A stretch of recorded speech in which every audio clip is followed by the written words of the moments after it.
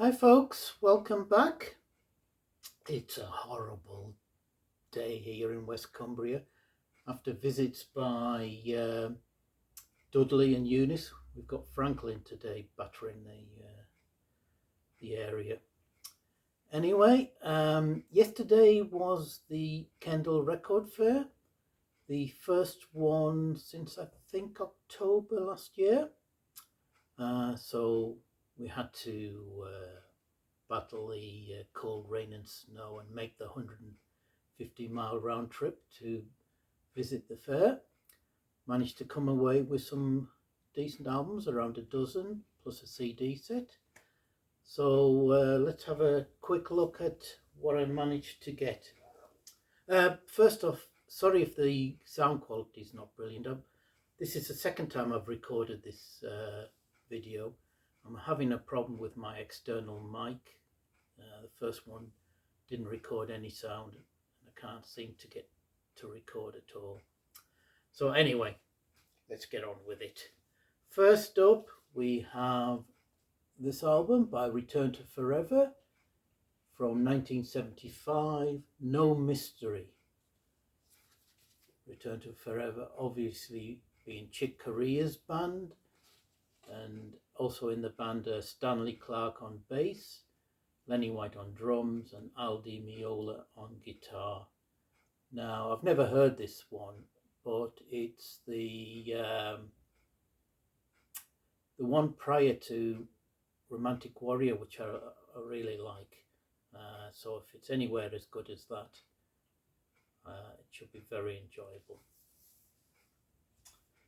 Linked to that, I managed to find Stanley Clarke's Journey to Forever. Journey to Forever? Where did I get that from? Journey to Love. Sorry, go and see now. Chris at Final Orchard showed this album recently, and he was highly impressed with it. I think I agree with him. This is possibly the best Stanley Clarke solo album I've heard. It's his third one, again from 1975. I used to have this, may still have it somewhere on cassette. It has a great track, Concerto for Jazz Rock Orchestra, 14.5-minute track that takes up most of side 2. On here you get his Return to Forever compatriots, Lenny White and Chick Corea playing. You also get John McLaughlin and Jeff Beck on guitar. Really good album. Pleased to find that. Sticking with the jazz, I got this album by the Pat Metheny group called American Garage from 1979 on the ECM label. I've only got one Pat Metheny album at the moment, Wichita Falls, which I think is an excellent album. So if this is anything as good as that, it should be a really good listen. It's obviously, the group are obviously Pat Metheny on guitar, Lyle Mays on keyboards, Mark Egan on bass, and Dan Gottlieb on drums. Nice stuff. A bit different from those albums, and one I've been looking for quite a long time. This is the Stranglers' first album, Stranglers 4 Ratus Norvegicus, from 1977. My favourite Stranglers album by far. It's got tracks like Goodbye Toulouse, Hanging Around, Peaches, Get a Grip, and one of my favourites, Down in the Sewer. This isn't an original, it's probably from the 80s, I would imagine. It's reissued on the Fame label, which is a sort of like a budget label, I think. But this it's proven to be very difficult to find anywhere. So really pleased to get this. Sticking with that sort of new wave punk element, and I've managed to find the first XTC album, White Music, from 1978. This is when they were a bit more sort of punky and new wave-ish. I had this and the second album on cassette at one point. This is the one with This Is Pop on it, and their version of All Along the Watchtower. Some good stuff.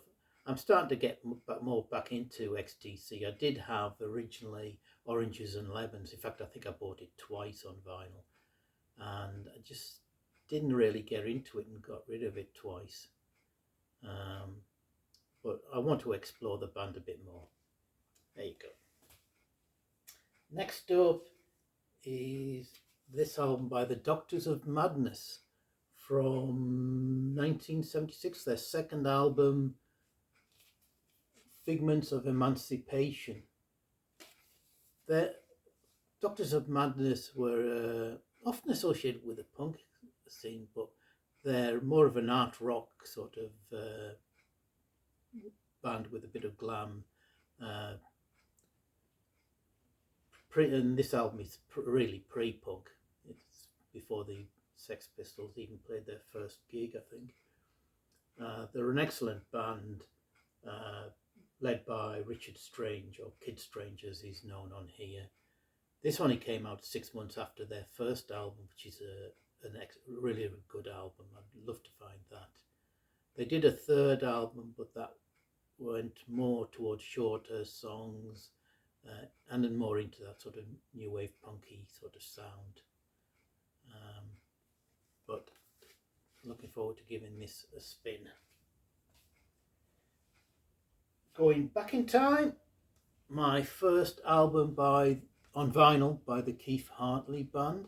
This is their first album, I think, from 1969, The Battle of Northwest 6. I've got some 2 or 3 albums on CD which are really good. The Keith Hartley Band were a sort of progressive jazzy blues band with horns,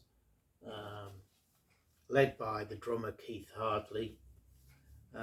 Also featuring Miller Anderson on vocals and guitar, the British jazzer Henry Lowther on trumpet and flugelhorn and violin, Jim Jewell on saxophone, and the great Gary Thane on bass guitar. Also guesting people like Mick Weaver on keyboards, more of the British jazz scene in Harry Beckett on trumpet, Lynn Dobson on sax, Chris Mercer on saxophone, Barbara Thompson on sax and flute, Ray Worley on flute, and you get Mick Taylor on guitar. If it's as good as the albums I've got on CD, this is going to be a good one again. I'm looking forward to giving this a listen. Next up, from the following year, I think 1970, we have the excellent Edgar Broughton Band with Sing Brother Sing. This is their second album, as I said, from 1970, after the excellent Wassa Wassa.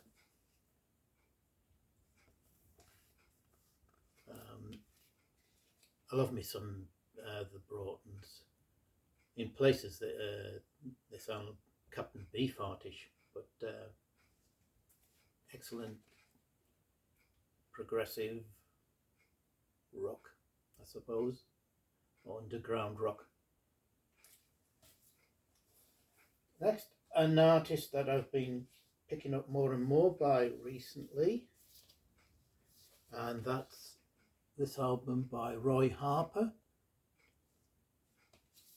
Whatever Happened to Jugular.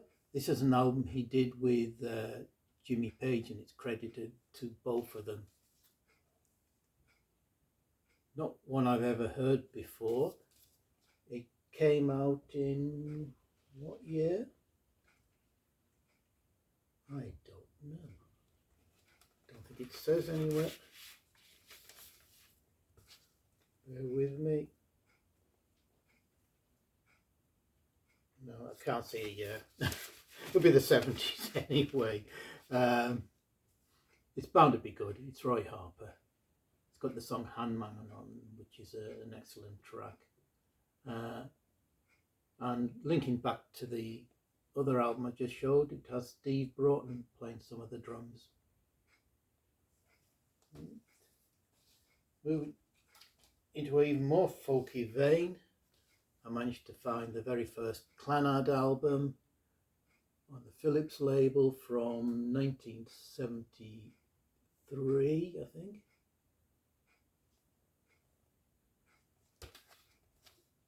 Clannad, obviously an Irish folk band. This is different from their later, more ethereal, ambient sort of style that they adopted. But I prefer their earlier albums. This features Brian Boru's March, which I think Alan Stivell did, and their version of Morning Dew, one of my favourite songs, which I don't think I've ever heard a bad version of. So that's Clannad with their first album. Next up, again in the folk vein, we have Second Spring by Matthews Southern Comfort. The Matthews being obviously Ian Matthews, ex of Fairport Convention. This is, I wish they'd put years on these things. Anyway, this is their album Second Spring.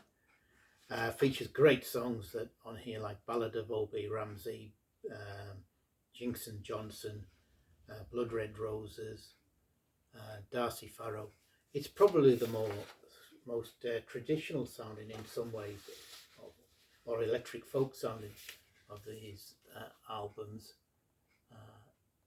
Highly recommended. And finally from the vinyl, this album, a recent album, I think 2015, by the Irish folk duo Tiernanog with The Dark Dance. They were obviously quite well known in the 70s. I'd love to find some of their early albums, but they came back in the 2000s and have done 2 or 3 albums, I think, by now. Excellent sort of melodic folk rock. And finally, I got this CD set, and this is on the Grapefruit label, and it's Mandy Morton and Spriggans, After the Storm. This features the full discography of the band and singer. That's Mandy Morton on the booklet. That's the band. They were originally known as Spriggans of Tolgus, and I think the first album came out in 1974. This is a 7-disc set. You get their first album proper, Jack with a Feather, when they were still known as Spriggans of Tolgus. And this CD also has the tape that preceded it, Rowdy Dowdy Day. This album, Jack of a Feather, if you wanted to try and buy a original copy, would set you back about $2.5 grand. This is why I bought this set, because all of their stuff is expensive, if you could even find it in the first place. I first came across them sort of late 70s. You then get their second album proper, Revel, Weird and Wild. I think this goes for a bit less, about 250 quid. Then the third album, Time Will Pass. This is the only one that I actually own on vinyl at the moment, but it's a later pressing on the Acme label. Can't remember when it was released, probably the 80s. Oh no, it's about 2006. That's right. I remember now. Yeah, it's quite a recent reissue. I wish they'd reissue the others. For the next album, they went under the moniker of Mandy Morton and Spriggans, and this is her and their album Magic Lady. You then get her solo album, Mandy Morton's solo album, Sea of Storms.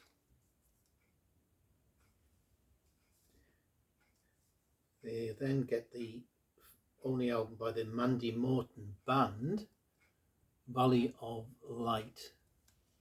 You can see that. And finally, the set's rounded off, but with a DVD of the Mandy Morton Band live in Cambridge, 1977. Now, if the cover's anything to go by, it doesn't look like the quality's going to be brilliant, but I suppose it's of historic importance.